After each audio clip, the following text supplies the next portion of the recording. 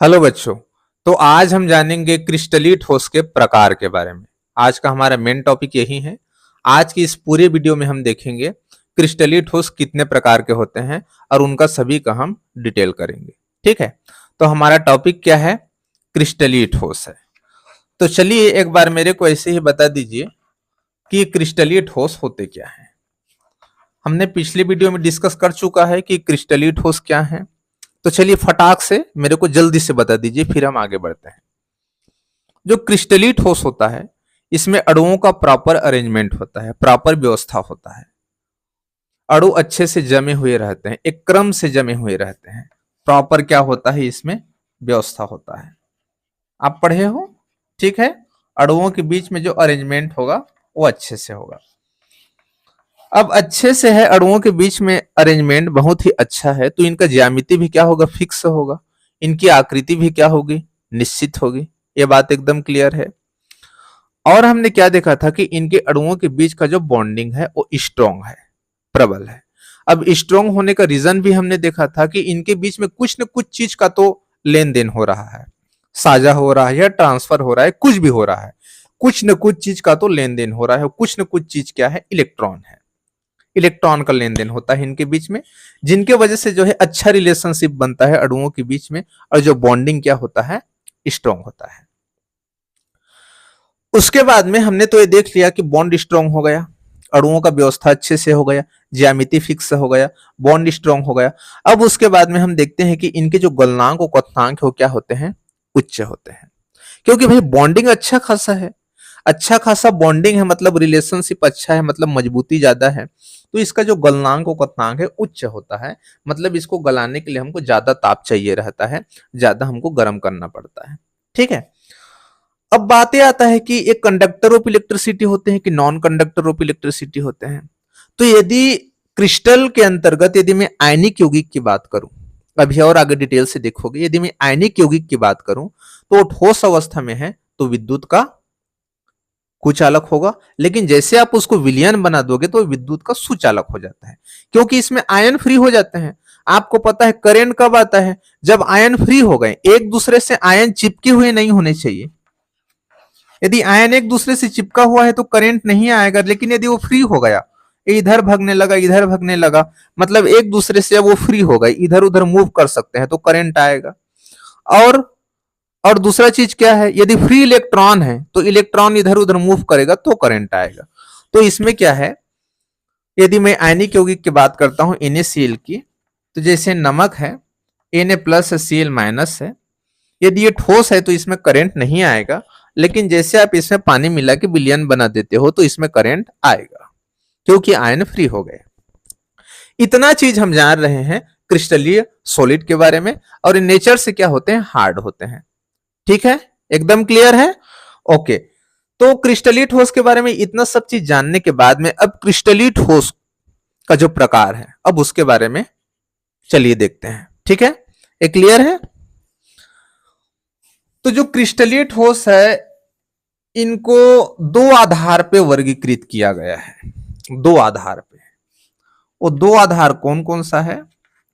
एक पहला है अवयवी कणों के मध्य, अवयवी कणों के मध्य बंध के आधार पर, बंध के आधार पर। जो दूसरा आधार है वो है ज्यामिति विन्यास के आधार पर, ज्यामिति विन्यास के आधार पर। अब देखिए, अब इन दो तरीके से हम क्रिस्टलीय ठोस का जो प्रकार है उसको बांटेंगे।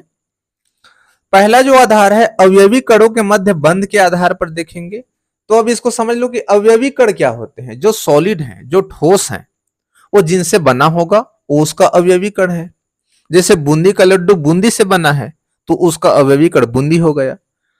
तो अवयवी कणों के मध्य किस प्रकार का बंध है और वो बंध कैसा है, कमजोर है कि मजबूत है, इनके आधार पर हम जानेंगे कि क्रिस्टलीय ठोस कितने प्रकार के होते हैं। जो दूसरा आधार है ज्यामितीय विन्यास के आधार पर, मतलब इनकी आकृति कैसी है, इन सॉलिड की आकृति कैसी है। त्रिकोणीय है कि चतुष्फलकीय है, किस टाइप का है, मतलब जैसा भी है, फॉर एग्जाम्पल के तौर पे मैं बता रहा हूं कि उसका विन्यास कैसा है, तो उनके आधार पर हम जानेंगे कि क्रिस्टलीय ठोस कितने प्रकार के होते हैं।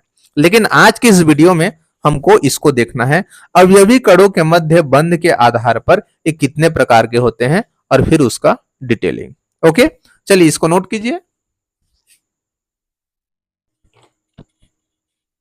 चलिए अब देखते हैं अवयवी कणों के मध्य बंध के आधार पर अभी कितने प्रकार के होते हैं। तो अवयवी कणों के मध्य जो बंध के आधार पर हैं, तो ये मुख्य रूप से 4 प्रकार के होते हैं। पहला आयनिक क्रिस्टल, दूसरा कोवेलेंट क्रिस्टल,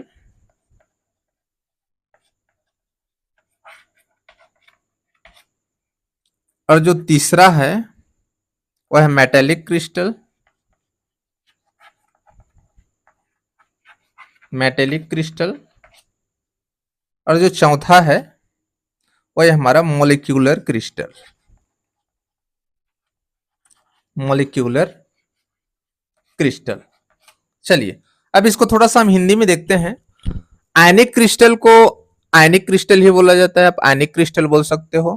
कोवेलेंट क्रिस्टल मतलब सहसंयोजी क्रिस्टल, मेटेलिक क्रिस्टल मतलब धात्विक क्रिस्टल, और मोलिक्यूलर क्रिस्टल मतलब आणविक क्रिस्टल। ये इसका हिंदी हो गया। तो अब एक एक क्रिस्टल के बारे में अब हम डिटेल से जानेंगे। तो चलिए पहला हेडिंग मेंशन कीजिए, आयनिक क्रिस्टल। ओके, नोट कर लिए? चलिए ठीक है। तो अब आप मेन हेडिंग मेंशन कीजिए अपने कॉपी में, आयनिक क्रिस्टल। ये आयनिक क्रिस्टल क्या होता है? आयनिक क्रिस्टल। अब ये आयनिक क्रिस्टल क्या है? पहला चीज तो मेरे को बताओ कि जो आयनिक यौगिक है वो किनसे बना होगा? आयन से बना होगा। जैसे नाम से एकदम क्लियर है ना, आयनिक यौगिक किनसे बना होगा? आयन से बना होगा। और आयन मतलब कौन कौन सा आयन? धन आयन, ऋण आयन, इन्हीं से बना होगा।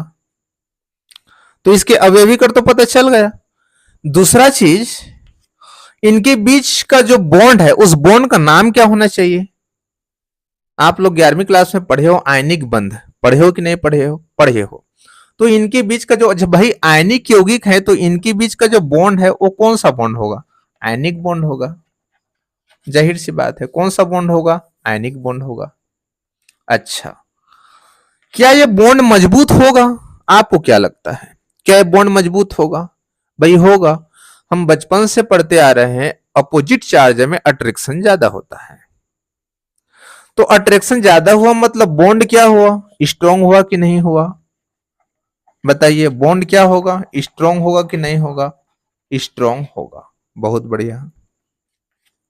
चौथा चीज, जब बॉन्ड स्ट्रांग है, बॉन्ड मजबूत है, तो इसका गलनांक और क्वथनांक भी क्या होगा? उच्च होगा। मतलब इनको गलौने के लिए हमको ज्यादा ताप चाहिए कि कम ताप चाहिए? ज्यादा ताप चाहिए। क्यों?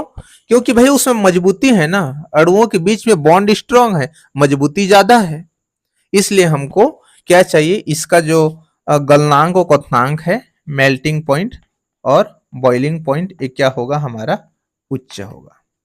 ठीक है। फिफ्थ में बताइए, फिफ्थ में क्या बताना है कि विद्युत का सुचालक है कि कुचालक है? अच्छा, आयनिक यौगिक का पहले आप एग्जांपल्स देखो तो फिर आपको समझ में आएगा।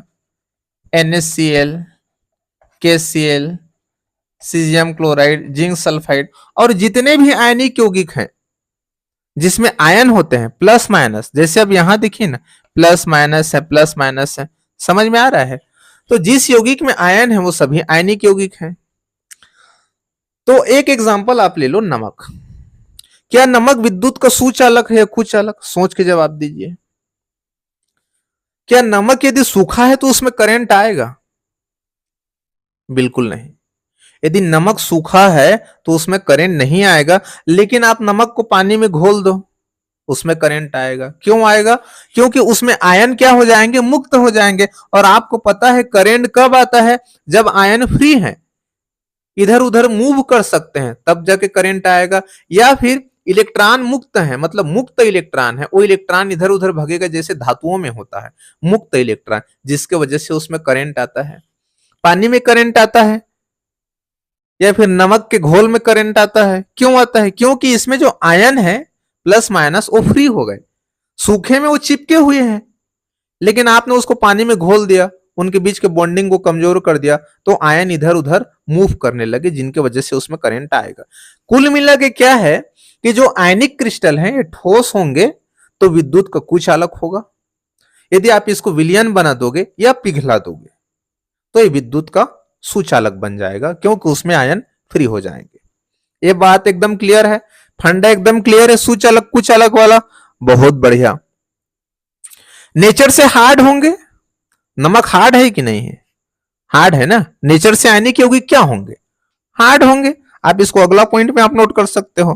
फिफ्थ पॉइंट में आप क्या बताओगे? कंडक्टर है कि नॉन कंडक्टर है उसको बता देना आप, ठीक है। ओके, अगले पॉइंट में आप क्या बता दोगे? आप नेचर बता दोगे हार्ड, या तो आप इसको स्टार्टिंग में बता सकते हो, यहाँ स्टार्टिंग में एकदम क्लियर है, आप कहीं भी किसी भी पॉइंट को लिख सकते हो। तो चलिए एक बार और देखते हैं। आयनिक क्रिस्टल के अवयवी कण क्या है? आयन है, धन आयन और ऋण आयन। पहला पॉइंट में लिखना है।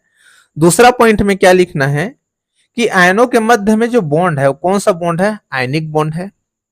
तीसरा पॉइंट में आयनों के मध्य आयनिक बॉन्ड क्या होता है? स्ट्रॉन्ग होता है।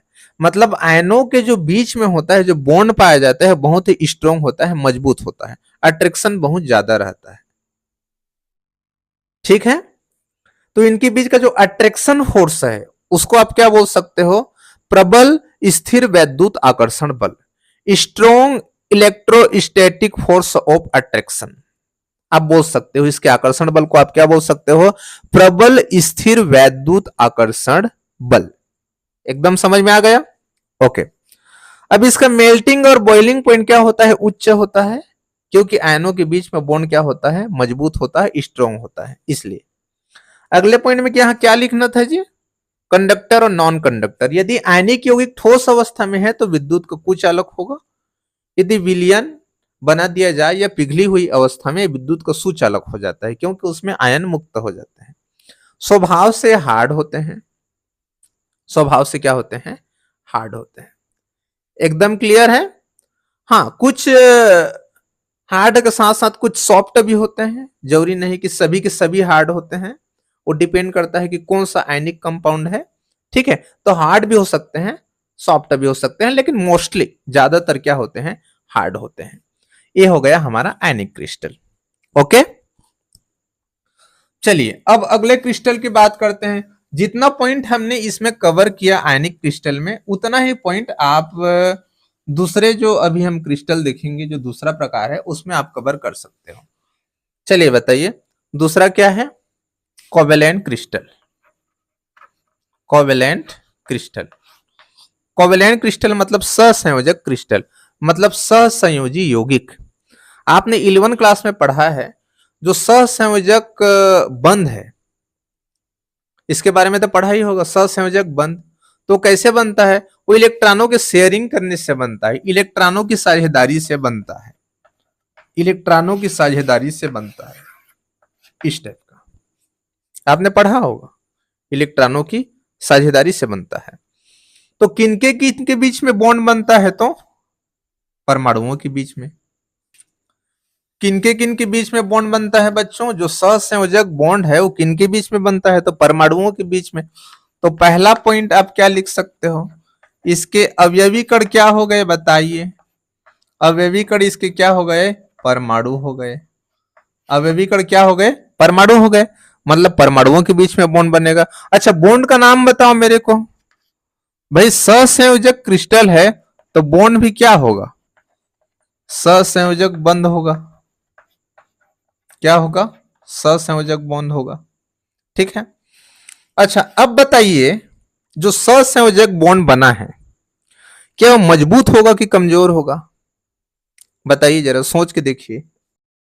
जो सहसंयोजक बॉन्ड है वो स्ट्रोंग होगा। अच्छा, स्ट्रोंग क्यों होगा बताइए? भाई इलेक्ट्रॉन शेयर कर रहे हैं ना, इनके बीच में इलेक्ट्रॉन का शेयरिंग हो रहा है, इलेक्ट्रॉन का साझेदारी हो रहा है।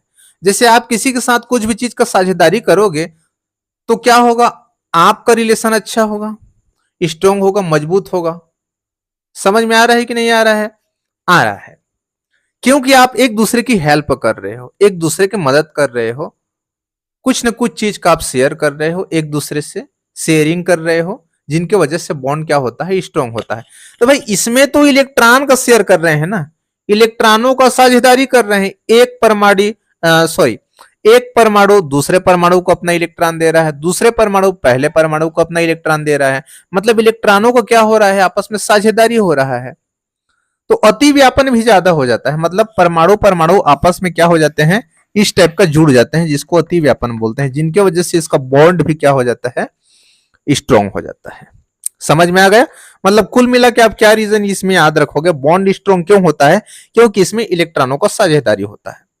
अब इलेक्ट्रॉनों का आपस में शेयर कर रहे हैं तो डेफिनेटली इनका रिलेशन क्या होगा, स्ट्रॉन्ग होगा, बॉन्ड क्या होगा, स्ट्रॉन्ग होगा।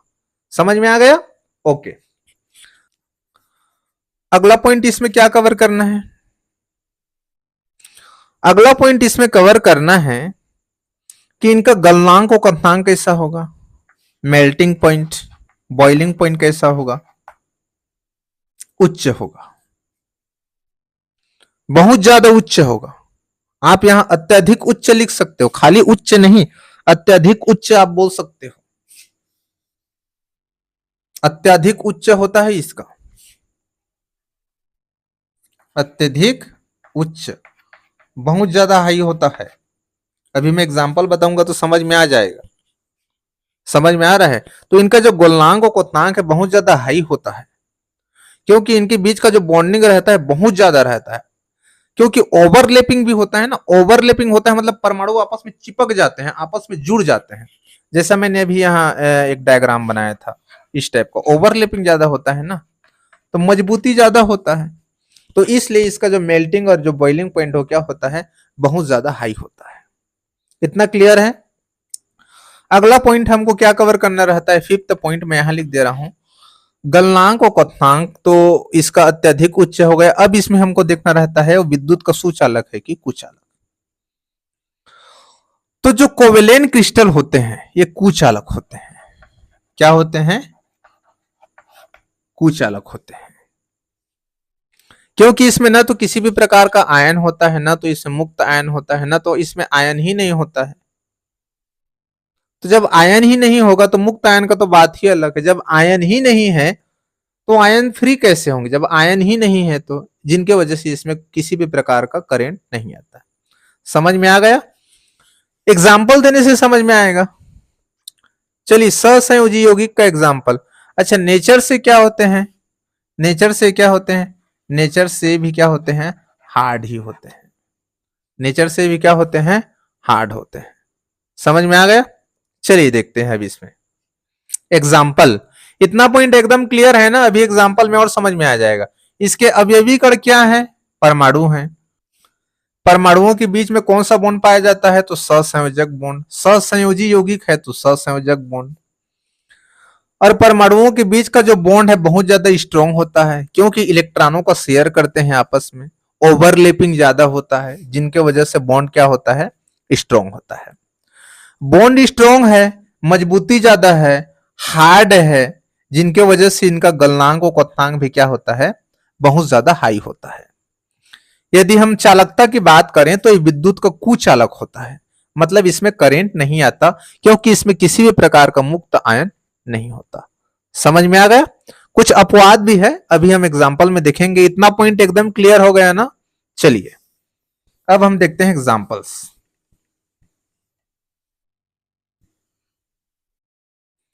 इसके एग्जाम्पल्स में आप जितने भी ऑर्गेनिक कंपाउंड हैं आप वो सब लिख सकते हो। जितने भी कार्बनिक यौगिक हैं, जैसे मेथेन हो गया, एथेन हो गया, प्रोपेन हो गया, जितने भी आयनिक यौगिक हैं, सॉरी आयनिक यौगिक बोलता हूं, जितने भी कार्बनिक यौगिक हैं वे सभी के सभी क्या है, सहसंयोजी यौगिक है, क्योंकि इनके बीच में सहसंयोजक बंध पाया जाता है। आपने जब 11वीं क्लास में पढ़ा होगा तो इनका सबका आपने स्ट्रक्चर बनाया होगा, इलेक्ट्रॉन एक दूसरे को कैसे शेयर करते हैं, समझ में आ गया। तो ये सभी एग्जाम्पल है हमारा सहसंयोजी यौगिक का। क्या इसमें कोई आयन है? नहीं है, इसमें किसी भी प्रकार का कोई आयन नहीं है। और मैं सब की सॉलिड स्टेट की बात कर रहा हूं ना, ये सभी तो सॉलिड स्टेट में है, उस कंडीशन में मैं बात कर रहा हूं, क्योंकि कोवेलेंट क्रिस्टल है, मतलब ठोस है। तो ये सभी कौन से स्टेट में मैं सभी का बात कर रहा हूं? सॉलिड स्टेट में मैं सभी का बात कर रहा हूं। समझ में आ गया? अच्छा, और एग्जांपल देखो, और क्या क्या एग्जांपल हो सकता है? और हो सकता है कार्बन के जैसे अपर रूप हो गए डायमंड, सबसे हार्ड क्रिस्टल डायमंड, ग्रेफाइट,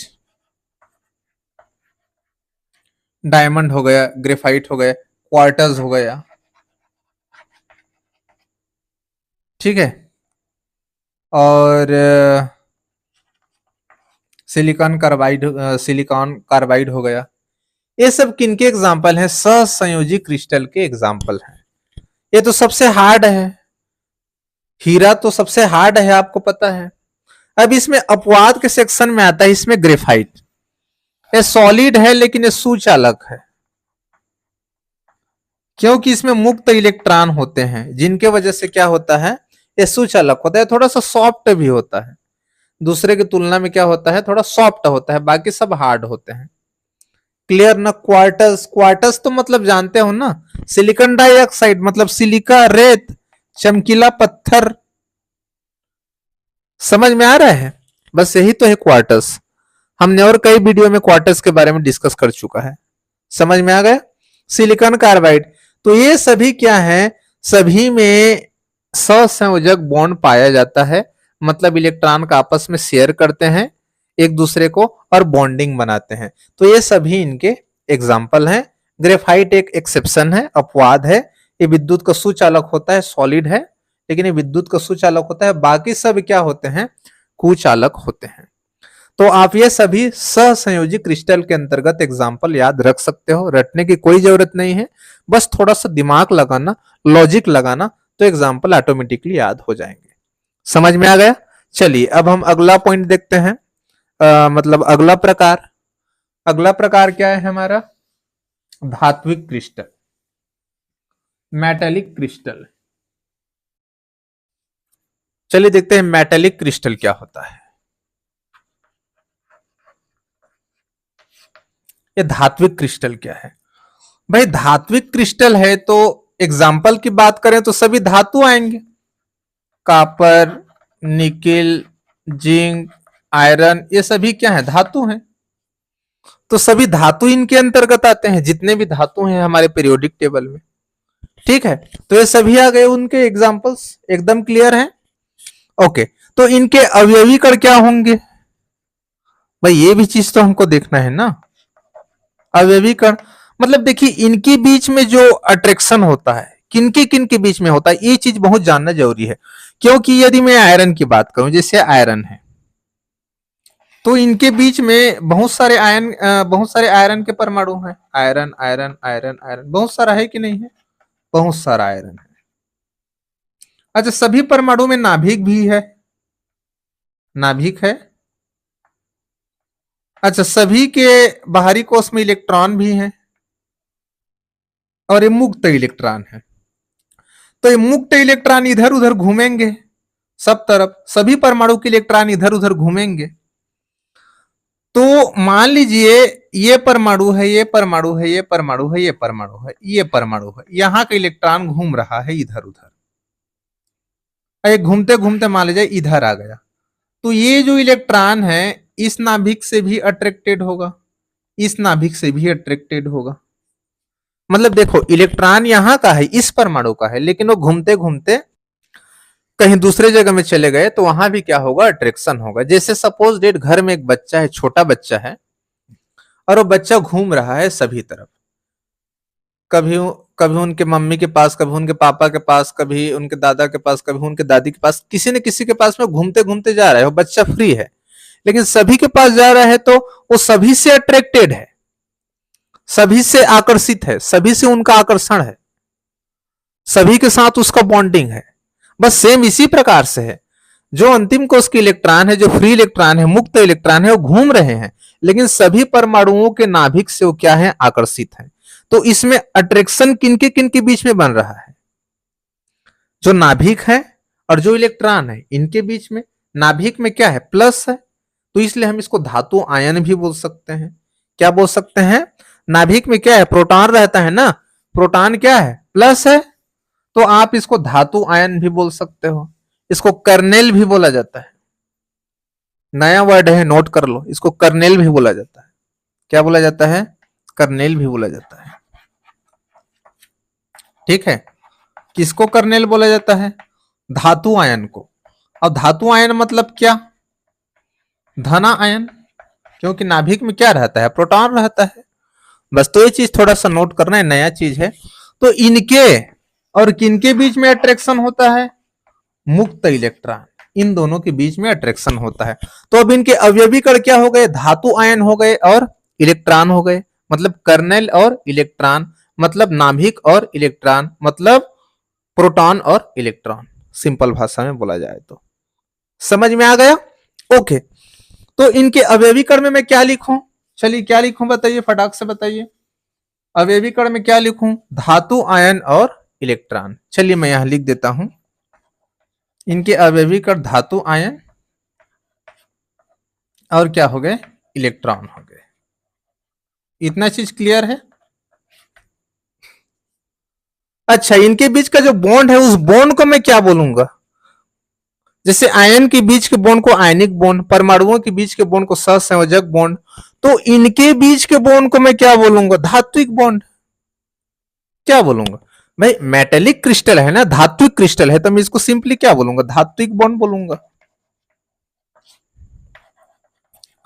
धात्विक बॉन्ड बोलूंगा। समझ में आ गया।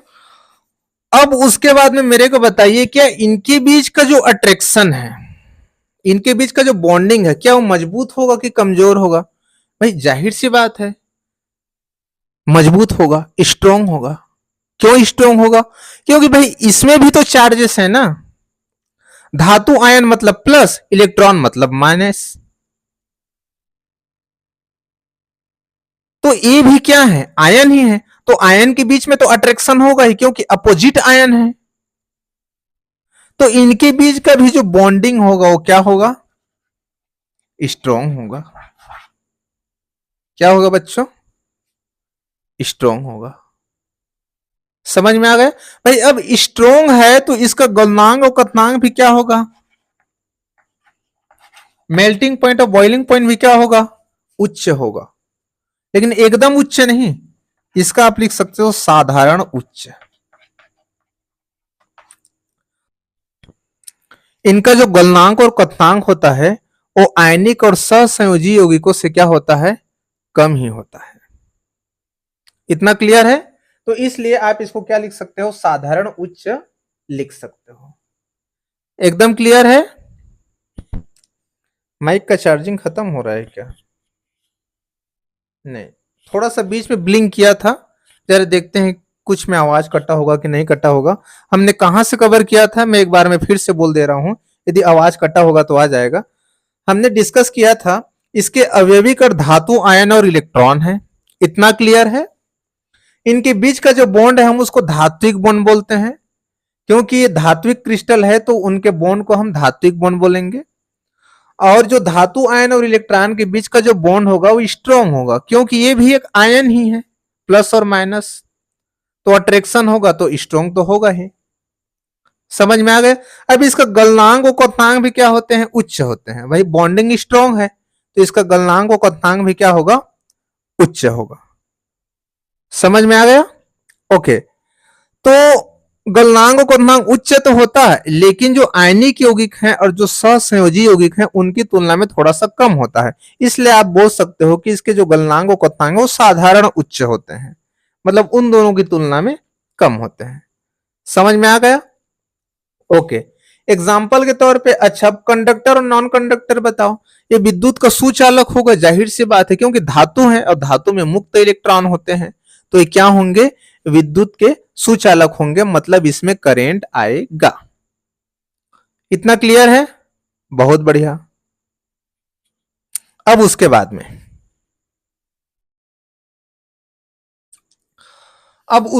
में क्या है हमारा जो चौथा है,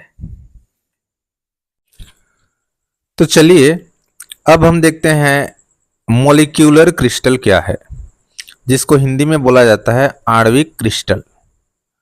तो अब मेरे को बताइए, जो आणविक क्रिस्टल है इसके अवयवी कण क्या होने चाहिए?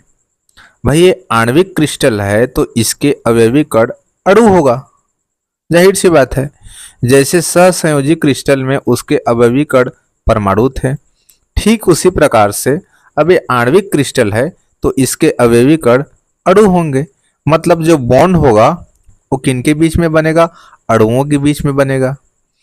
तो अणुओं के बीच का जो बॉन्ड है, हम उस बॉन्ड को कौन सा बॉन्ड बोलेंगे? उसको बोलेंगे आणविक बंध। उसको हम क्या बोलेंगे? आणविक बंध, क्योंकि ये अणुओं के बीच में बना है तो इसलिए आणविक बंध। अब उसके बाद में बताइए, क्या जो आणविक बॉन्ड है वो मजबूत होगा या दुर्बल होगा? जाहिर सी बात है ये दुर्बल होगा। ऐसा क्यों होगा? आइए उसको एग्जाम्पल से समझते हैं। जैसे अणु है हमारे पास में O2 और O2, दोनों अणु हैं। तो अणुओं के बीच का जो बॉन्ड है वो कमजोर है, क्योंकि इसमें किसी भी प्रकार का इलेक्ट्रॉनों का शेयरिंग नहीं है, न ही इलेक्ट्रॉन का ट्रांसफर है, जिनके वजह से इन अणुओं के बीच में खाली फोर्स ऑफ अट्रैक्शन है, नाम का अट्रैक्शन है। जैसे एक अनजान इंसान के साथ में होता है, उसके साथ में आपका कोई लेना देना नहीं है, जिनके वजह से उनका और आपके बीच का जो बॉन्ड है वो कैसा होगा? कमजोर होगा। ठीक इसी प्रकार से अणुओं के बीच में किसी भी प्रकार का कोई इलेक्ट्रॉन का शेयरिंग नहीं होता, इसलिए ये बॉन्ड क्या होते हैं? दुर्बल होते हैं। केवल ये नाम का ही बॉन्ड होता है। अब उसके बाद में चलिए देखते हैं इसका मेल्टिंग पॉइंट और बॉइलिंग पॉइंट कैसे होगा।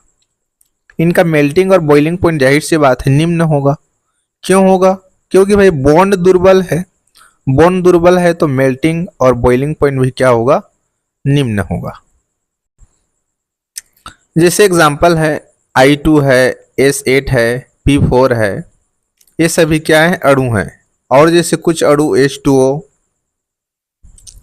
और CO2 और फिर CH4, ये सभी जब सॉलिड स्टेट में है तब की बात हो रहा है। अभी हमको इनका लिक्विड और गैस स्टेट से कोई लेना देना नहीं है। यदि ये सब सॉलिड स्टेट में है तभी तो हम इसको सॉलिड रूप में पढ़ रहे हैं, ठीक है। तो इतना तो समझ में आ गया कि इन सभी को हम सॉलिड रूप में पढ़ रहे हैं। तो क्या एक कंडक्टर ऑफ इलेक्ट्रिसिटी होंगे कि नॉन कंडक्टर ऑफ इलेक्ट्रिसिटी होंगे? जाहिर सी बात है इसमें किसी भी प्रकार का कोई चार्जेस नहीं है, तो ये क्या होंगे?